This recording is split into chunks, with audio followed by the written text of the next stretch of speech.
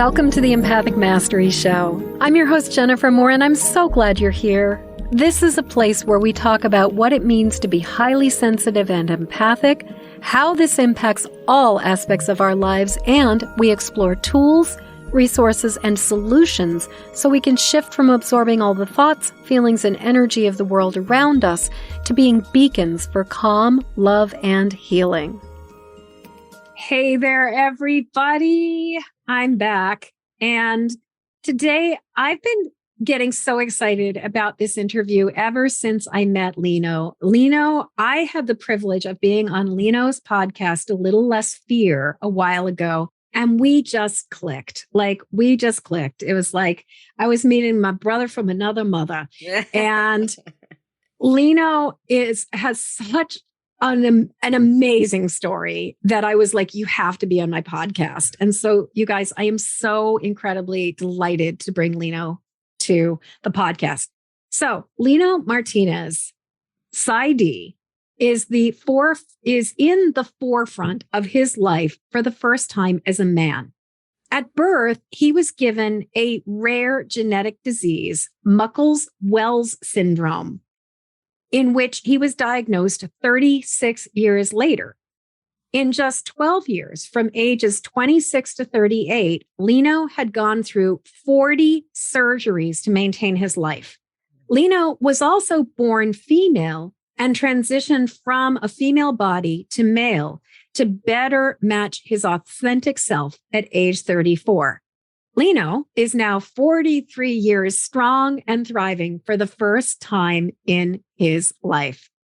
With incredible health experts and a strong will to survive, Lino was able to take his pain and create a fruitful life with it. He now lives as vibrant as possible, walking on two legs with his doctorate in clinical psychology. His dissertation explored ways to help women suffering with chronic urological conditions by using existentialism and providing a model for a therapeutic setting. Some of his greatest passions are writing poetry, singing, interviewing people on his podcast show, and showing love to the world. He is also inspired by the deaf community and aspires to connect the hearing world and the deaf world. Lino wishes to help the suffering world through telling his story and writing to help the world be a better, peaceful, loving place for humanity. With his new book, A Little Less Fear, Lino hopes to encourage others to live by his motto of living life with more love and a little less fear. Lino, welcome. I'm so excited and so glad you're here. Thank you so much. It's really an honor and it's a pleasure. Thank you for having me. My delight. So, there's just so much here. First off, I guess before we go into talk about being an empath, let's just, I had never heard of Muckle Wells until I met you. Mm-hmm. So how about we even just start there with what is Muckle Wells Syndrome? What does it look like? Obviously, if you didn't know about it for 36 years, that must have been a nightmare. But just can we start with that? Just what is it? So I don't know how technical to get, but basically it's a mutation of the genetic variant called the NLRP3 genetic variant. And sometimes in some individuals it's mutated and sometimes it's not. And when it's not, it means it can turn on or off. The disease can turn on or off like a satellite or like a receiver, like a channel, like a station, depending on outside and environmental stimuli. So in my case, I believe now that I'm 43 and I've seen many experts and I've gone through it all, what activated this rare genetic disease, because actually a lot of people have this genetic variant, except it doesn't activate in everybody. Yes. But in my case, when it does activate, it's statistically 1 in a million, which is very, very rare. And so I feel that what ignited this variant to go off was the fact that I was born with the cord wrapped around my neck. I was about 2 months early. I didn't get enough oxygen as a baby, and I was an emergency C-section for my mother. I feel that not getting sufficient oxygen is what contributed and ignited this disease to go out in flight and fight mode and just systematically start going from there. Because my father remembers me being about 6 months old and me crying to sleep, and he seeing my body would spasm, but they weren't seizures. My tummy, my body was spasming. He didn't understand. I mean, that was borderline 1979 and 1980. I was born in January 80. So it's like, what do they know back then? You know, they didn't, I mean, they still didn't know till I was 36. So right. Exactly. yeah. So, I mean, the disease started to slowly manifest. I mean, I'm going to say actually rapidly manifest itself. I couldn't gain weight. I wasn't growing. Even now I'm barely 5 feet tall. And you when and I me was, both. oh, we're the same height. Wow. Yeah, I'm 5'3/4" Oh, so. wow. Hey. Yeah. So, yeah, I mean, I remember writing a lot. I started writing when I was a little kid, and in one of my diaries, I was about 10 years old, and I was 50 pounds, and really down on myself for being the smallest in class, the skinniest, the bags under my eyes. Like, I wasn't thriving.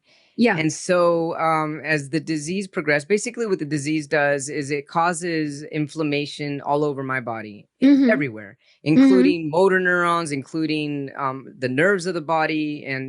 And when there's too much inflammation for too long, it starts to cause a major domino effect of dysfunction. And in my case, what it started to cause is paralysis, atypical paralysis.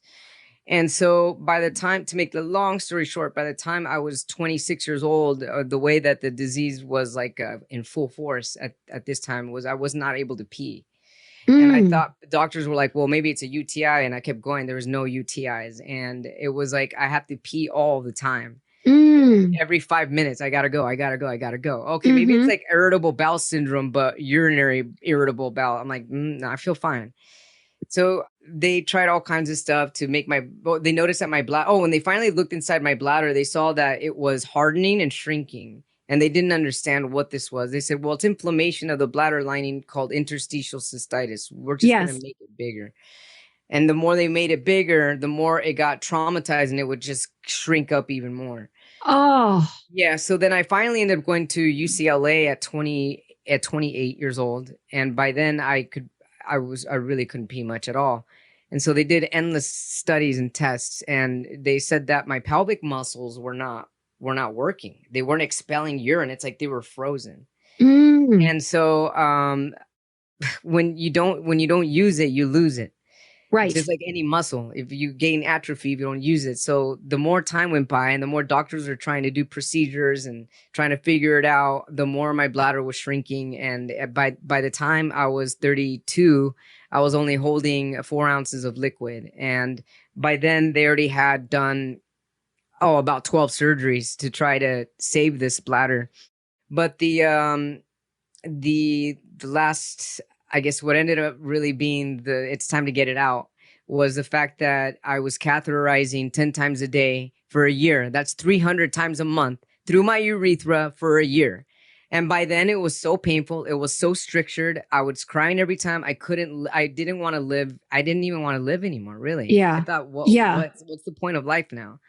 And so finally, after very carefully thinking about it, big time specialists at UCLA finally said, you know what, it's best we reconstruct your urinary system and we remove your bladder.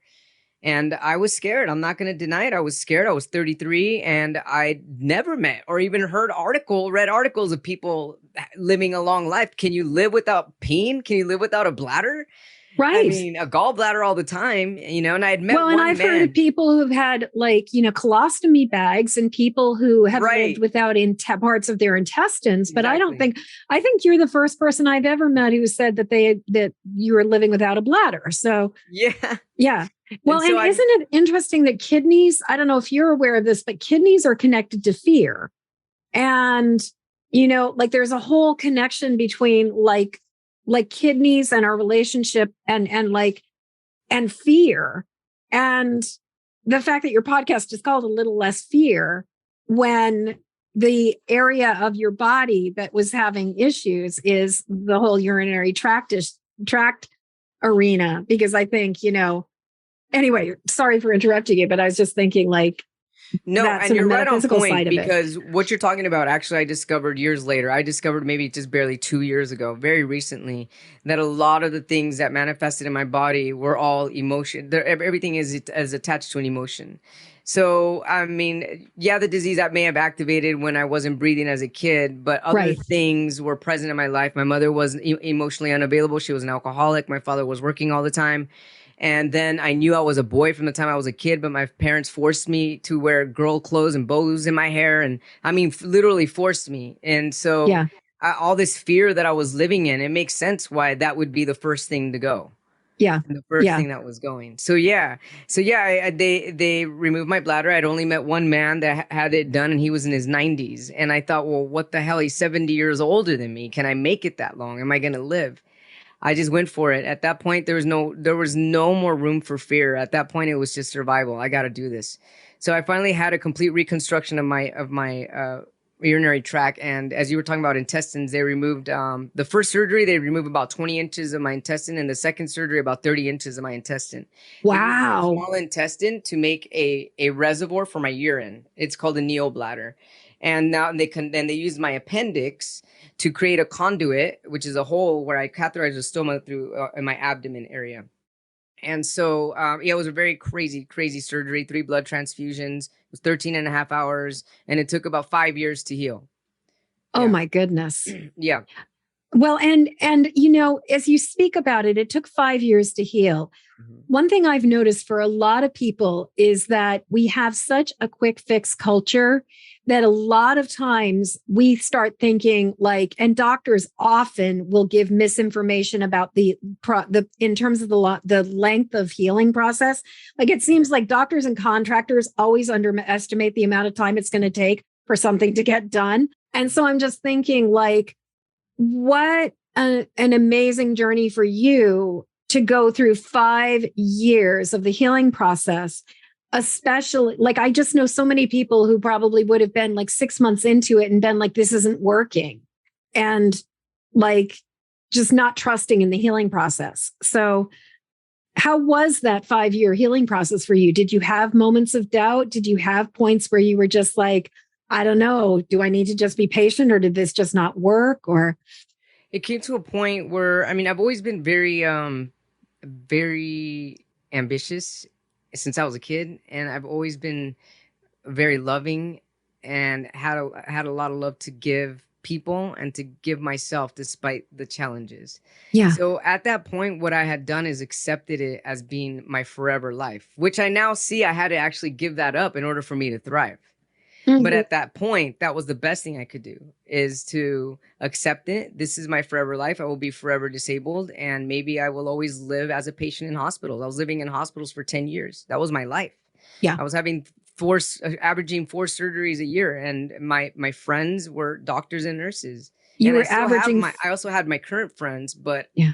being in hospitals so much, I felt like a celebrity. Like, oh, here's, at the time I was Carolina. There's Carolina. Oh, hey, so it was like, I loved it. I loved interacting, and I felt safe there. Really, I felt like I was safe. Yeah. Well, and you said something about like you had to accept it. And I think that the irony of any real deep healing process is that before we can change it, we have to accept it. And that resistance to the truth of where we're at is often the thing that keeps us stuck in it. Yeah. Yeah. Oh, yeah. Yeah. Definitely. There was nothing to resist. And honestly, I never resisted it from the start. The thing that I did resist in the beginning were the thoughts of, can I live? I'm still going to go through it, but there's still a resistant thought of, can I live?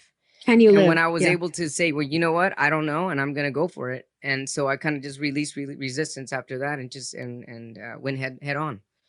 I mean, Lino, your story is just so remarkable on so many different levels. And I do want to reinforce, like you were talking about, how being at, like, sometimes it's like trauma that really activates something within somebody.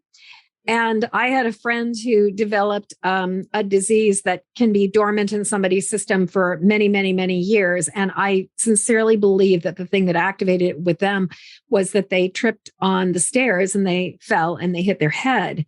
And it caused, it's sort of like suddenly these gene mutations or these, this sequence of viral stuff just decided to kind of unpack itself. And, as you were talking about that, it's like for so many people, they're just, they just go about their business. And they might have the gene, the gene mutation might be there, but it never expresses itself. Absolutely. But because of your circumstances, emotionally unavailable alcoholic mom, dad who's working all the time, living in the wrong body, being forced to express yourself inauthentically, inappropriately. It's sort of, in some ways, it's like, no wonder your body was just like paralyzed with fear. Yeah. Yeah. Yeah. Yeah. So speaking of paralyzed with fear, and not speaking your truth. So as the disease progressed, right, let's see. So I was diagnosed at 36 years old, and right around that time, I started to slowly lose my voice.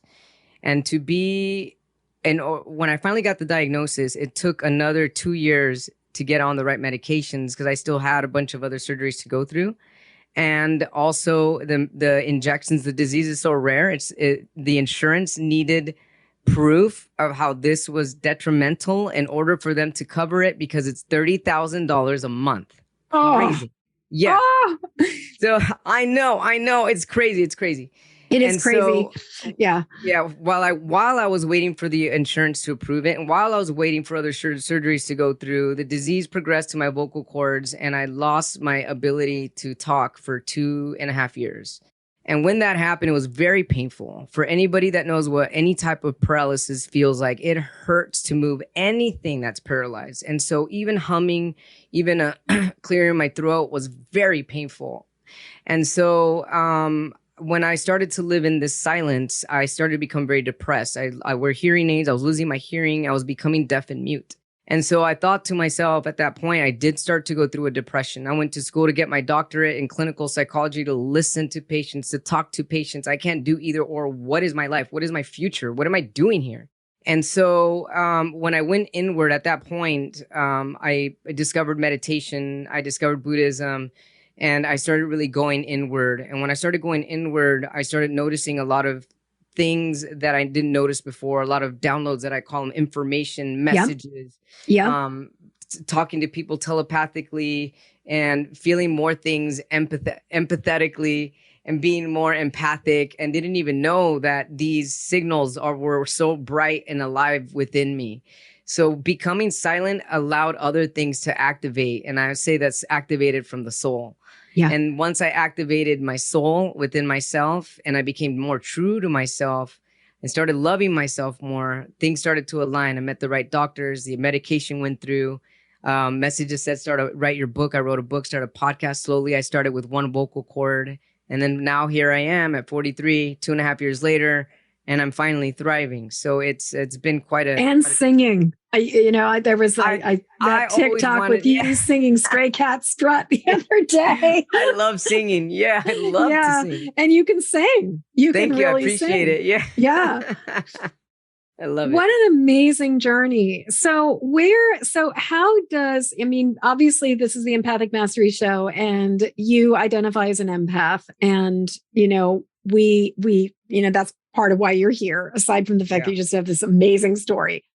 But how does being an empath fit into all of this? Like do you see, or do you sense that maybe there's a connection between all of the health things and being an empath? That's such an excellent question. And I'll have to say yes to all of it. First, it feels like a yes because it's possible. And if it's possible, it's a yes. Yeah. And so as far as being an empath, let's start with how difficult it is now in a healthy body being an empath. I felt that it was easier being, I'm going to use the word injured, or more kind of vibing lower as an empath, because I felt that I was kind of in alignment with it and just kind of let it happen more naturally. Whereas now I don't want to be such an empath because I'm vibing at a higher frequency and I find myself picking up a lot of people's emotions naturally, and I can read them, I can feel them, I can hear them. Sometimes it's telepathic and I can't shake it off sometimes. I'm crying sometimes, feeling people's pain. And I sometimes fear that if I feel other people's pain too much, it will activate the disease again. So I'm really trying to keep my ground. Right now I'm going through a breakup and I'm really, really trying to not feel her emotions, but it's so hard when you've been connected to somebody so close. So I'm Yeah, that's the challenge. Yes. Well, and with an emotionally unavailable mother who was self-medicating with alcohol, Yeah. which, I'm wondering also if there was a kind of a family agreement that you took on really early where you were not just feeling other people's pain, but you were processing other people's pain. Because that's one of the things that I think happens for so many of us as little baby empaths is that we are in families where there are people who are not willing to do their, who just will not feel their feelings. Mm-hmm. And we feel them for them and we process them. And so I wonder with your girlfriend or you're sort of moving out of being your girlfriend person, if there's that intersection or that line between acknowledging and witnessing and noticing that they're feeling that they're in pain and that you are picking it up versus the place where we go into almost like by default, we start processing the feeling for them. We start moving through it. Does that make sense? It does make sense because I feel that I'm doing both for my mother and for her. Yeah. Currently with both of them. It's really difficult to put boundaries with it. And sometimes I'm like today, I was having a hard time today. I was crying a lot today, I'm not gonna lie. Yeah. And I'm challenged with how do I put boundaries as an empath? Right. How is that possible when I'm deep in it and I feel it so Right. profoundly? And you feel it so profoundly. And when, I was working with somebody earlier today and we were talking about when you are programmed, like when you imprint on a dysfunctional behavior, when you imprint on a broken, dysfunctional family relationship, and reality is not a healthy reality. It's still the reality that you take as the default, as the consensus. And what gets really confusing about that is that it's almost like we have to unlearn, like we are programmed, like it's baked into our system to respond in a particular way. And it's like we have to unlearn this agreement that we made to do the emotional processing for these people. And if you're processing, I mean, like you probably, who knows? I mean, you might have prenatally, before you even were conceived, you might have signed a contract that said, yeah, I'm willing to be the one who's doing the emotional processing for my mom. And you're asking the question. I mean, this is the $1 million question for empaths is like, how do we go? I created a meme a number of years ago that just has like a finger pointing and it says, observe, don't absorb. And it's like that balance of how do we observe? How do we that person is feeling an incredible amount of pain. I'm acknowledging that they're in an incredible amount of pain and I don't have to process it for them. I can share my own personal experience with this, which is that what I had to learn to do was when I witnessed pain and I started to experience the pain coming into my body and I started to feel the pain as if it was my own. What I would do is I would take a moment and just be like, this is that person's pain and I am acknowledging it. And instead of absorbing it and letting it move through my whole body or continue to be in my body and that it's my job to process it, what I do is I open the channels, the drains, the portals in the chakras and the soles of my feet. And I am conscious of like my root chakra being open. And then what I do is I just imagine all of the energy that I am taking on or anything that I'm trying to process for somebody else, I ground it. I imagine it just drain that I am just like a tube. I'm a conduit through which that person's pain, I'm acknowledging it and I'm sending it down into the earth. I'm sending it and I'm offering it up to the divine. I'm like, this is a pain that is greater than me. I can hold space for it. I can witness it. I can acknowledge that this person is in pain, but I'm going to offer it to a power greater than myself because it's not my job to process that person's emotion. I have to write this down. Yeah. Good thing we're recording it too. Oh, that's true, right? Yeah. You said something right now before releasing it to a greater, say that again, a greater. A power greater than myself, Right. turning it over to divine source, as well as letting all the excess emotion and just all that energy just ground, like letting it literally drain.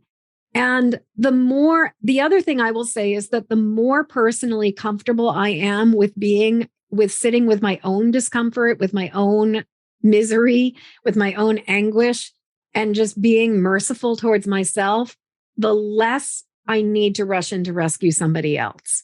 I And love so that. it's like, if I can let it be okay that I'm having a hard day, then I can let it be okay that somebody else is having a hard day too. So true. But I will also say that that one of the things I've personally noticed for those of us who are empaths is that when somebody's uncomfortable about being uncomfortable, there's this urgency that they have. We pick up on that urgency and we feel better when they feel better. So we will often Yes. feel the need to rush into rescue. Right. And so the challenge is like, it's like going from that, I'm observing that you're in pain. I can sense your pain, but I am not going to lean into your pain and ping it and process it for you or try to make it better or fix it or rescue you now. Like there's just that incredible balance of like, I can witness it. I can acknowledge it. It's like, yeah, sucks to be you. It's really hard to be going through this right now.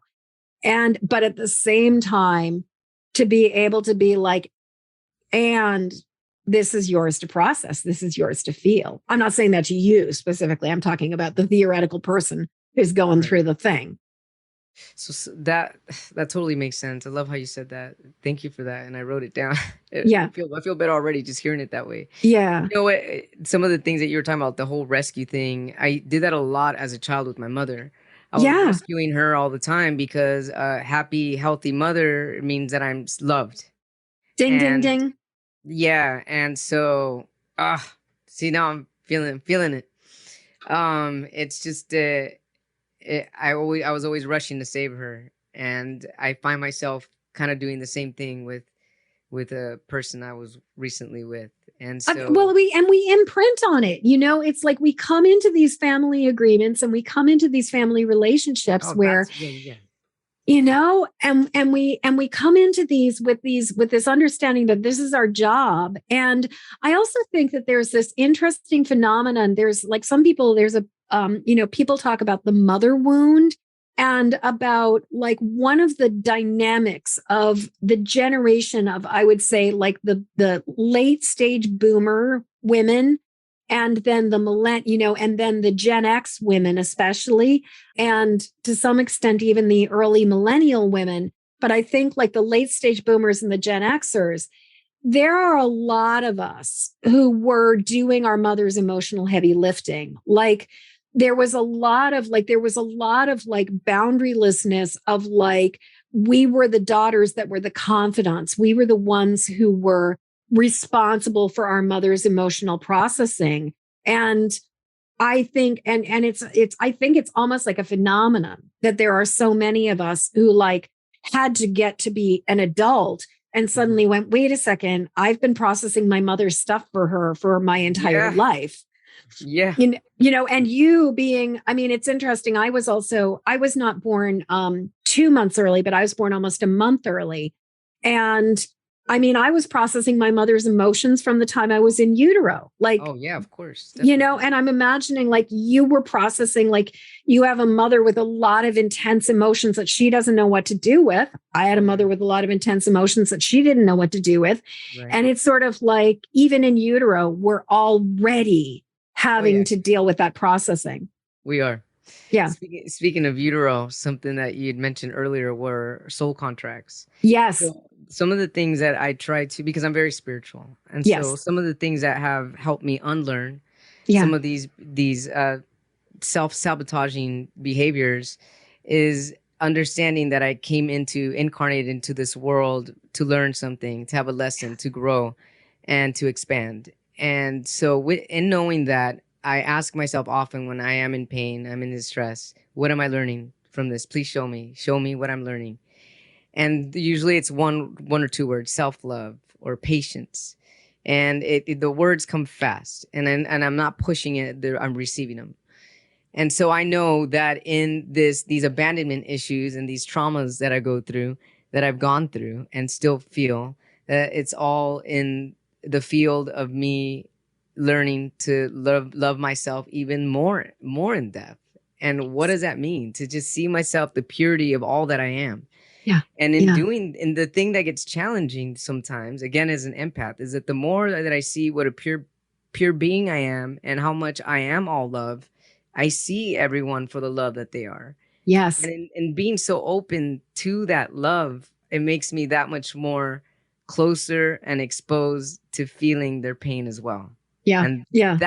that's where the trick is. That's where I need the balance. Well, and it's the boundaries, it's sort of like, I was saying this earlier to a client. It's like, have faith in Allah and tie up your camel, that it's sort of this thing of being loving is not the same as being boundaryless. And I like that. I think it was, I can't remember who said this. I don't know if it was Brené Brown who talked about this or where, but it's some author commented in a book I was listening to a little while ago that basically the irony is that often the most loving people are also the most boundaried people. That it's like knowing what your limits are and knowing what you can tolerate and not tolerate, and recognizing, and also discernment. And this is the thing with alcoholism in particular. And it's interesting because this is like part 2 of the conversation about alcoholism, because I was having a long conversation with somebody earlier today about it. The problem with alcoholism is that the intoxication of the disease distorts our perception of reality. And as empaths, we are intoxicated by the alcoholic's perception of themselves, and we perceive their reality as legitimate, as opposed to broken and as opposed to disease, dysfunctional disease, whatever word you want to use. But the thing is, it's like there's this way in which we are constantly finding ourselves believing or drinking the Kool-Aid and giving the person who is in pain and is having a problem, especially an addict, the benefit of the doubt, when what we need is that discernment to say, I can love this person, but I also recognize that they are drinking and that they are intoxicated and their perception of reality is distorted. And I cannot open my heart in a way that allows them to just walk all over it. Like, I have to have these boundaries.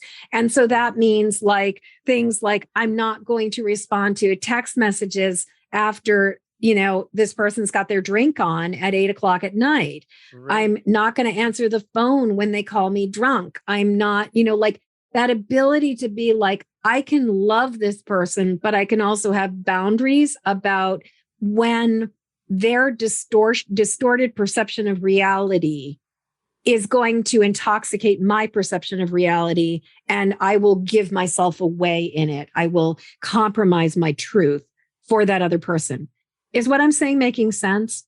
Yeah, you know what? It also makes sense for other types of. I mean, exactly all other things. Yeah. I mean, I don't want. I mean, I guess I could, since we're being open here. So just to be a little more open, my girlfriend, or my former girlfriend, she's everyone's got traumas. Yeah. There's no one with some people have heavier traumas, but her traumas resulted her in being a very avoidant type person. Yeah. So you've got hot and cold, right? Yeah. Which is not ironic similarly to how my mother was as an alcoholic, right? I mean, we fall into these patterns. We do. We recapitulate it. We will find a person who will we will find the same dynamic and the same pattern until we heal it. Exactly. And so the lesson here that I keep hearing is love. You got to go back to self-love. And sometimes I'm like, man, how much more can I love myself? I love myself. I can honestly say that, but there's something that's still in there, that's still feeling that I'm undeserving and unworthy, because anytime I don't get a response, I start to feel unworthy, unloved, undeserving, not good enough. And these programs, that they're either coming from past lives. I'm like, is this really coming just from this life? This much pain? I don't think so. I Well, think and it's the patterns from other lives. ancestral and past lives. It's like we've Sure. got the way I look at it is like we've got it's actually it's not even the trifecta, it's the quadfecta, in that we've got like, okay, we got all the shit that happened in this life while we're alive and incarnate.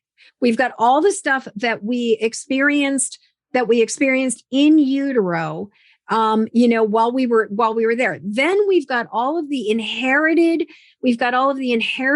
like trauma that's in our DNA, as well as the energetic trauma that's coming from our ancestors, as well as all the agreements and the rules and the legacies and the things. Right. And then on top of that, we've got the God only knows how many thousands or at least hundreds, for most of us, the hundreds, if not thousands of lives we've lived prior to this one that's all contributing to it. And it's like, no wonder we struggle with these things. Oh, yeah, exactly.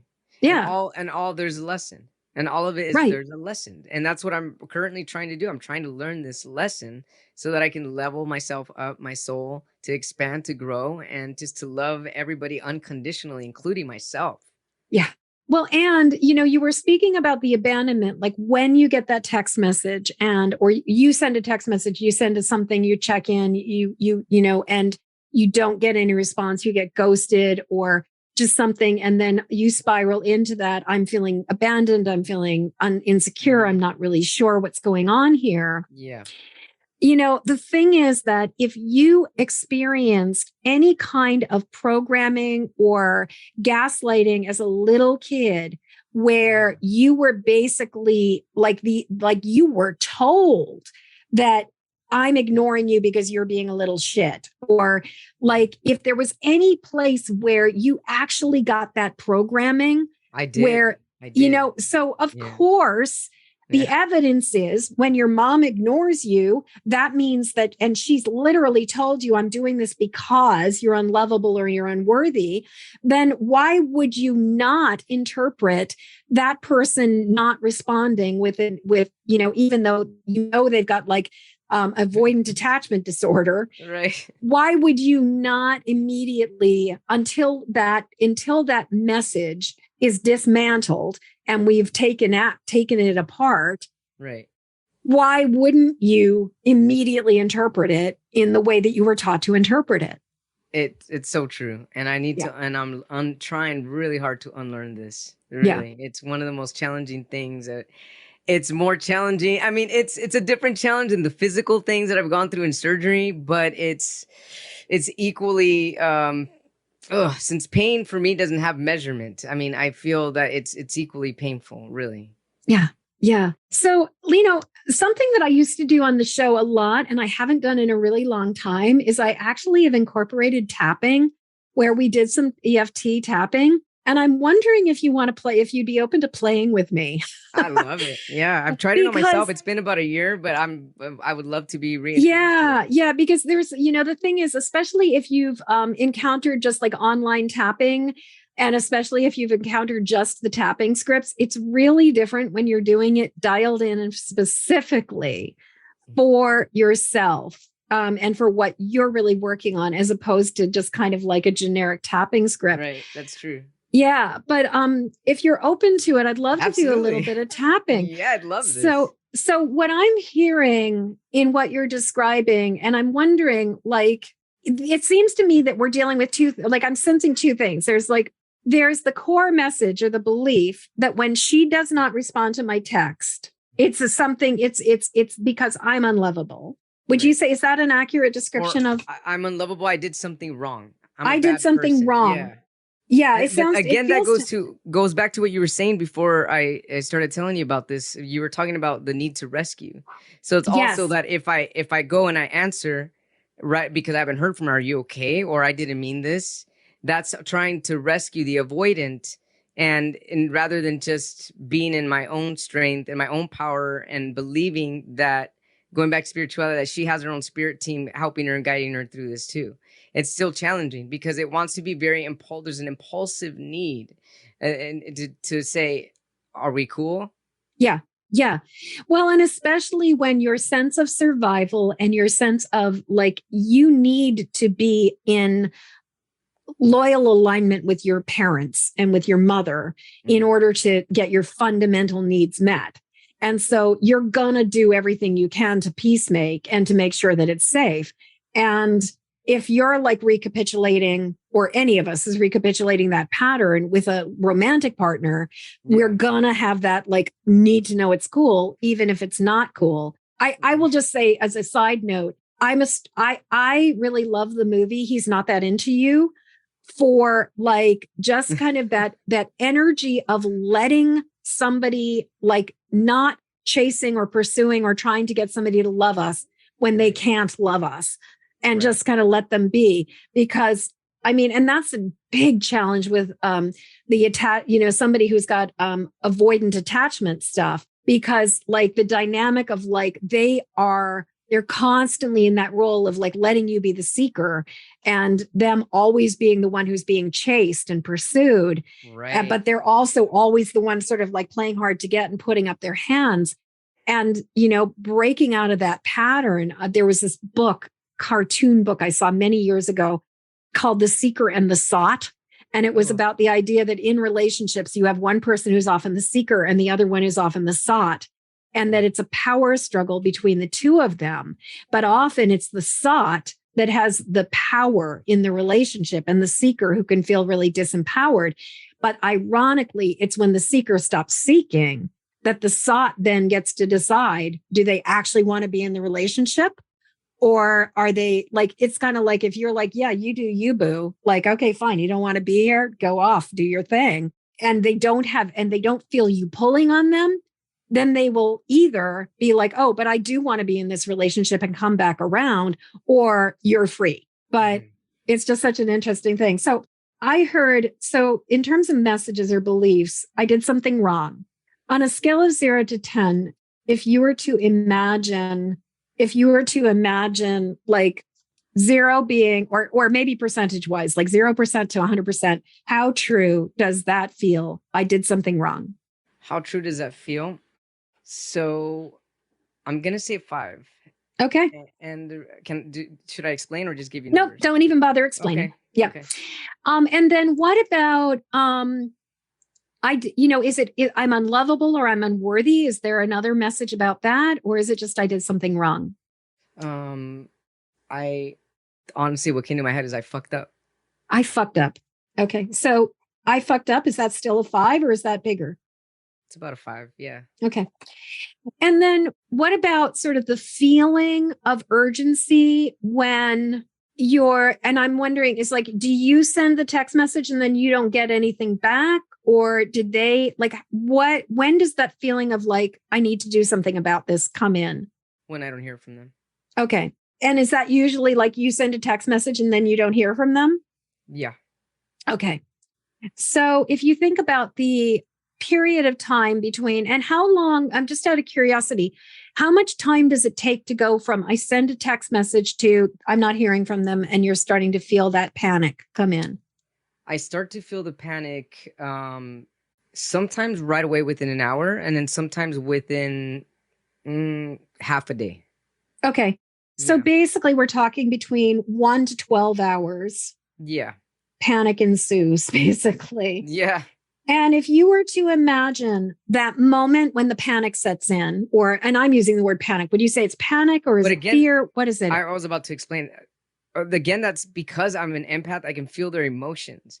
So because there are times when I don't have to, I didn't have to hear from her right away, but that's because I could feel she's in a good place. Right. And so feel her, So you guys, so what I'm actually getting, a couple of things I'm getting. One is that you and she are still connected.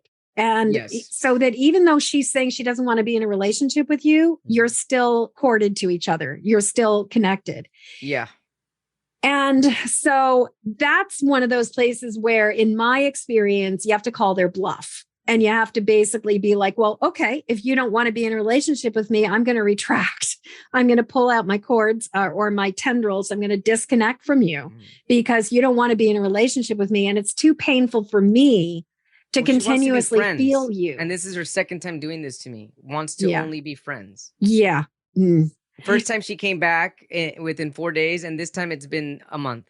Yeah. I mean, I was in a relationship with somebody who had us where the dynamic was somewhat similar. They were in control. They were the person who was deciding what they wanted to do. They were perfectly happy to be friends with benefits with me. But I would just, every single time I'd be even in their presence, I would just completely be sucked back in. And what was very interesting, though, was that when I finally was like, okay, you don't want to be in a relationship with me, fine, I'm pulling out. They got really pissed. Like they really lost it because I was, I cut off the supply. Mm-hmm. So, but I'm thinking, but the other thing that I've noticed for myself and I've seen with a lot of us is when we're not getting a response. Yes. The other thing that we do is we ping people. And so what?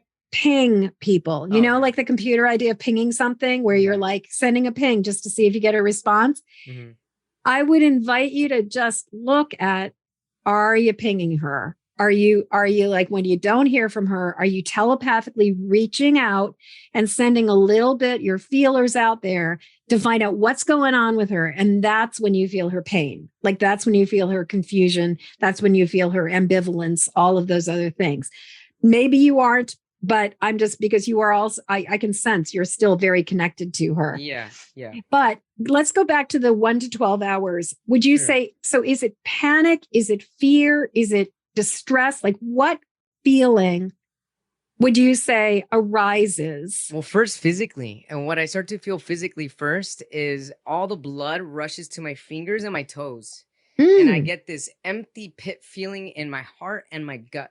Empty pit feeling. Very deep. That's where it starts physically. And then I start to have emotions and then I start to overthink. Okay. So you go from physical to emotional to spirit to mental. Yeah. So 0 to 10, without going into any of the feelings or thoughts or talking about it at all right now, if you were to just guess that empty feeling, like that moment of like when it starts to come on, 0 to 10, what's the level of intensity with that? Just guess it. I'm gonna say it's about an 8.5. Yeah, it's up there. Okay. Shall we do a little bit of tapping? Oh, I'd love to. Thank you. And as with all of my tap along videos, and you guys, I think this show is going to be a little bit longer than some of our episodes are, but hey, it's going to be worth it. Appreciate it. As with all of my videos and all of my tap along sequences, you agree to take 100% responsibility for your own process. Don't go places that you don't belong.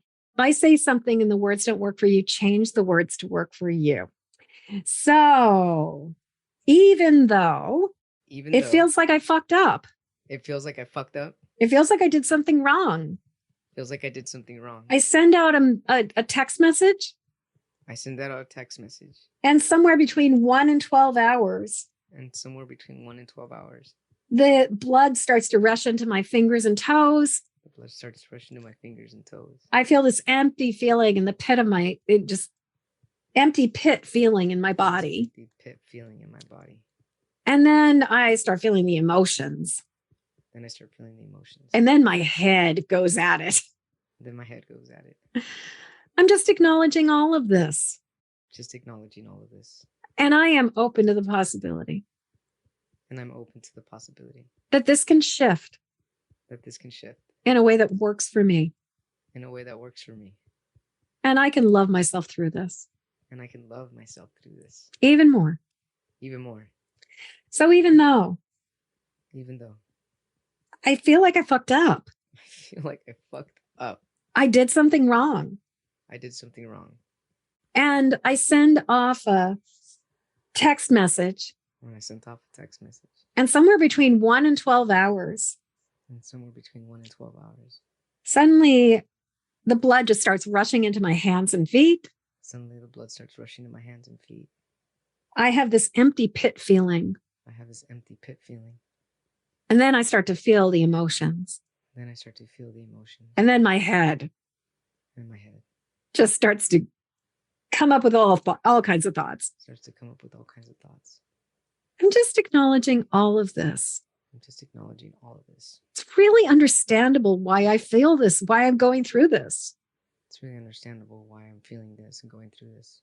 And I'm open to the possibility And I'm open to the possibility that I can find what really works for me, and I can find what really works for me, that this can shift, that this can shift, and I can love myself even more and I can love myself even more through all of this. through all of this. And I'm okay And I'm okay right here, right now. right here, right now. So even though I feel like I fucked up, I feel like I fucked up. I feel like I did something wrong, I feel like I did something wrong. somewhere between 1 and 12 hours, Somewhere between 1 and 12 hours. after sending that email or that text message, I feel the blood rush into my hands. I feel the blood rush into my hands. I feel this empty pit feeling. I feel this empty pit feeling. And then my heart and my feelings start to go off. My feelings go off.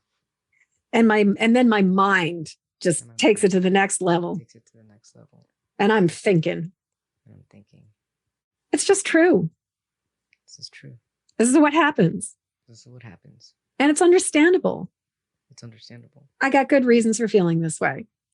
I have good reasons for feeling this way. So I'm just acknowledging it. I'm just acknowledging it. Just tapping on it. Just tapping on it. Loving myself anyway. Loving myself anyway. And open to the possibility. And open to the possibility. That this will shift. That this will shift. And I can find something that works even better for me. And I can find something that works even better for me. What feels like the right thing to tap on? I did something wrong. I fucked up. Or, that empty pit feeling. I did something wrong. That empty pit feeling. I fucked up. I'm thinking that empty pit feeling, does that feel true? Yes. Yeah. So we're just going to use that as a reminder phrase. We're just going to tap through the points. Just that empty pit feeling. That empty pit feeling. Eyebrows, that empty pit feeling. That empty pit feeling. Now on the side of the eyes, right on the temples, that empty pit feeling. That empty pit feeling. Now underneath your eyes, like right where your glasses end, that empty pit feeling. Even in a little bit closer towards, like that empty pit feeling. Sort of right on the sockets of your eyes, under your pupils, or under your irises, under your nose, on that Cupid's bow or the philtrum, that empty pit feeling. Under the lip, that empty pit feeling. That empty pit feeling. Collarbone, that empty pit feeling. That empty pit feeling. Under the arm, that empty pit feeling. Empty pit feeling. Top of the head, that empty pit feeling. Empty pit feeling. Let's take a deep breath. Thank you so much for your willingness to be so real and to do this with us. Oh my goodness. I don't know if you're noticing this, but Zoom does this really funny thing sometimes when I'm facilitating things where the thumbs up button I saw that. will suddenly show up when energy moves during an EFT session. And it's just it's so fascinating because I'm like, it's like the universe is like, yes. Right. So if you were to guess on a scale of 0 to 10, I did something wrong and I fucked up. We're both a 5 before. Do they still feel like a 5? No. What do you think they are now? Or guess they are now? Maybe a 1. Wow. And what about that feeling? You were at an 8.5 about that feeling, that empty pit feeling when we started. What is that now? About a 4. Amazing. How about we do a little bit more tapping? Is that okay? Yeah, sure. Great. So even though this empty pit feeling is still at about a 4. Because it's a big deal. And it's something that I've been dealing with for a really long time. It's something I've been dealing with a very long time. And when I was really little, it was a matter of survival. No wonder I felt this way. So I'm just acknowledging it. Just tapping on it. And open to the possibility. open to the possibility that this will shift even more. that this will shift even more. And I can really love myself through this. And I can really love myself through this. Because I'm okay. Because I am okay. Right here, right now. Right here, right now. I am a rock star. I'm a rock star. I've been through 40 surgeries. I've been to over 40 surgeries. Over 40 surgeries. I lost my voice and I regained it. I lost my voice and I regained it. I am a singer. I am a singer. I am a writer. I love writing. Yes. I love writing. I'm a podcaster. I'm a podcaster. I'm thriving. I'm thriving. So there's this little 4. So there's this little 4. I'm open to the possibility. I'm open to the possibility that this will shift entirely. That this will shift entirely. So even though there's maybe a 4. There's maybe a 4. Of this empty pit feeling. Of this empty pit feeling. Totally understandable. It's totally understandable. I've got good reasons for feeling this way. I've got good reasons for feeling this way. And I can also see how much it's shifted.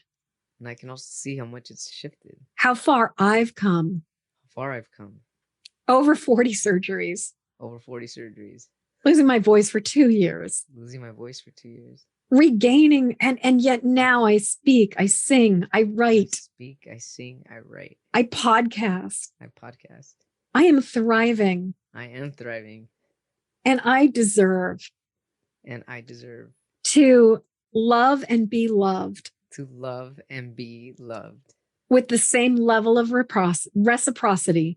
With the same level of reciprocity. On both sides. On both sides. And maybe I can just send love. And maybe I can just send love. To the people whose trauma. To the people whose trauma. Prevents them from being able to love. Prevents them from being in love. The way that I can love. The way that I can love. Because I'm fucking awesome. Because I'm fucking awesome. So even though there's maybe this 4 left. There's maybe this 4 left. Of this empty pit feeling. Of this empty pit feeling. Just acknowledging it. Just acknowledging it. Loving myself anyway. Loving myself anyway. And really claiming. And really claiming. What a loving being I am. What a loving being I am. How guided by love I am. How guided by love I am. And how worthy of love I am. And how worthy of love I am. I deserve a relationship. I deserve a relationship. I deserve relationships. I deserve relationships. With beings who can love me as much as I love them. With beings who can love me as much as I love them. I welcome reciprocity in my life. I welcome reciprocity in my life. Anything else we want to add? No, it's beautiful. Yeah. And I'm okay. And I'm okay. Right here, right now. Right here, right now. Because I'm a freaking rock star. I'm a freaking rock star. This remaining empty pit feeling. Empty pit feeling. This remaining empty pit feeling. This remaining empty pit feeling. This remaining empty pit feeling. This remaining empty pit feeling. This remaining empty pit feeling. This remaining empty pit feeling. This remaining empty pit feeling. This remaining empty pit feeling. This remaining empty pit feeling. Any last bits of the empty pit feeling? Any last bits of the empty pit feeling? And I'm okay. And I am okay. Let's take a deep breath. Thank you. So I did something wrong. I fucked up was a 1. Is there anything left on those? Right now, at the moment, I feel 0. Great. What about the empty pit feeling? It was a 4 last we checked. What is it now? At the moment, it's a 0. Amazing. What would we like to? How about we do one more round of tapping to anchor in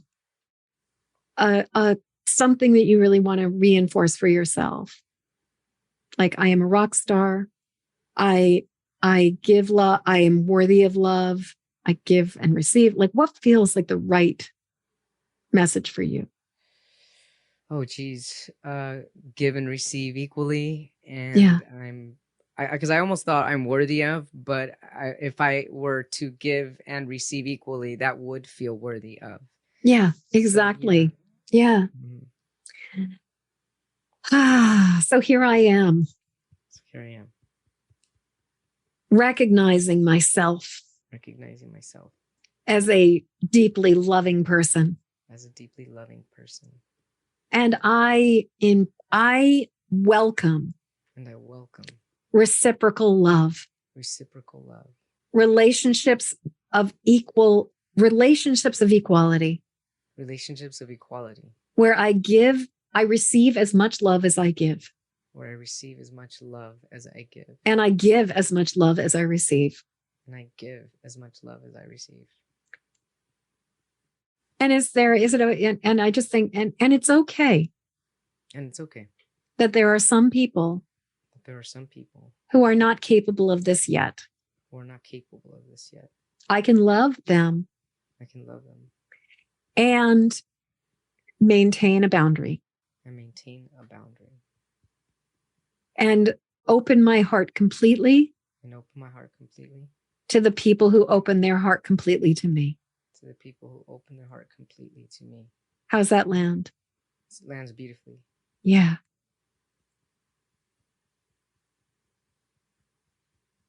Top of the head, I welcome Actually, I welcome love in equal measure. I welcome love in equal measure.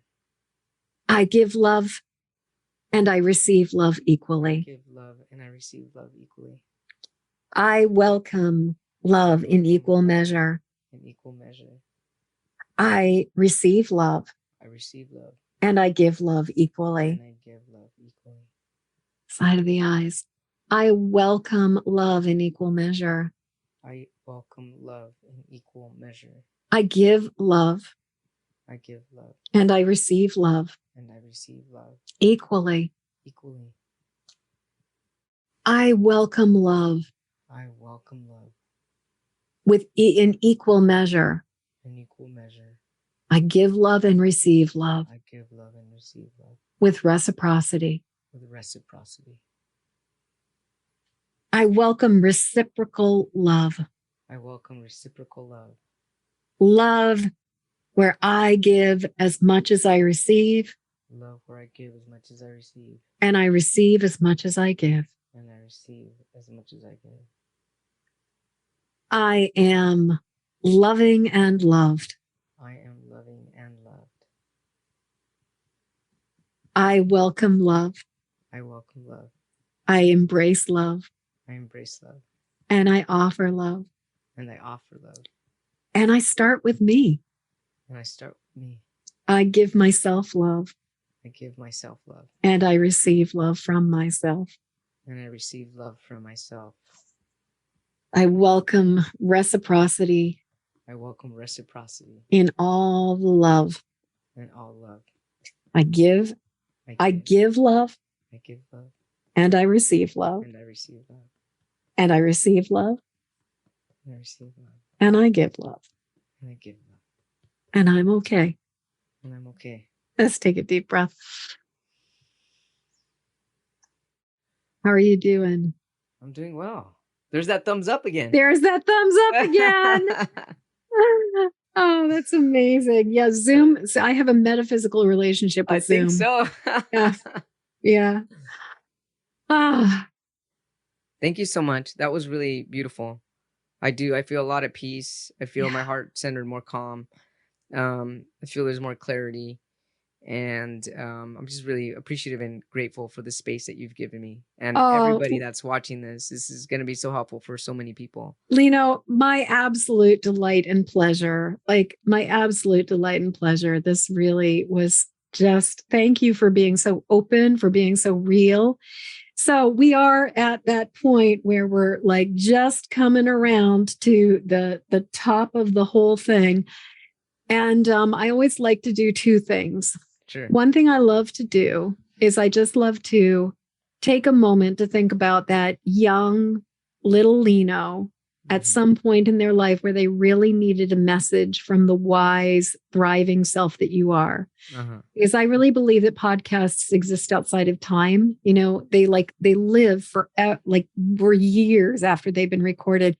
But I also believe they have an ability to kind of fold back on time and leave messages in the past. So I'm just imagining you and I are here and we are going back in the past and connecting with that little Lino. What does he need to hear? Yeah, little Lino. So I've done this. Actually, I've done a lot of shadow work this last 4 weeks. A lot of shadow work, and I've done this with myself. And in doing this meditation with myself alone, by myself, I saw myself as a child crying. And actually, no, the specific vision that I have is a vision that I had once of I overheard my mother in a drunken state when at the time I came out as a lesbian when I was 12 years old because I was a female back then. I liked girls. I felt like a boy, but that was being ignored. So when I came out and said, guess what? I like girls. My mother in a drunken state, I heard her tell my father, and I was at the foot of the stairs hearing this. She said, I don't know who my kid is anymore, and I don't think I love them. And when I heard that, I felt zero emotions. I felt very numb. I couldn't really understand where that came from or what that even meant. But all I know is that hurt me for the rest of my life after I processed that later in my 20s. So what I did in this meditation is, and I forgive my mom, viewers, watchers, and listeners. I've forgiven my mom entirely. I don't see her in the light of what. No, the pain you guys have sorted it out. We've sorted it out, right? Yes. So what does that little Lino need to hear? Yeah, so that little Lino needs to hear that I love him and that he's loved and that I'm coming from the future to let you know that everything's going to be okay and that everything that you're going through is making you even the strongest, most beautiful, loving human being that you could ever imagine. And you have so many beautiful aspects to yourself and you're going to see yourself blossom in ways that you never, ever imagined. So keep going, keep loving yourself. You're the best, you're awesome. And don't let anything or anyone ever bring you down because you are all love. So beautiful. And I also will just make a plug for EFT. If there's anything left in that memory, there is a very specific technique when using EFT is in a clinical way, kind of precisely. That's called Movie Tell the Story, where we go back and we literally go back in time and we tap out all the emotional intensity in an event like that. And it is miraculous. Like it is a game changer for people. So just saying, if you have not completely cleared it, there is the technology. Lino, I know I forgot to ask you, is there anything that if you don't say it during this interview, you're just going to kick yourself? Mm-hmm.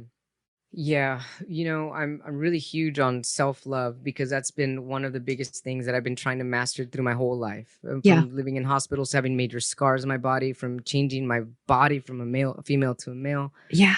And I was single for 8.5 years before I found my current girlfriend. I mean, there was a lot of fear that lived within me, and it always turned back to me going back to self-love.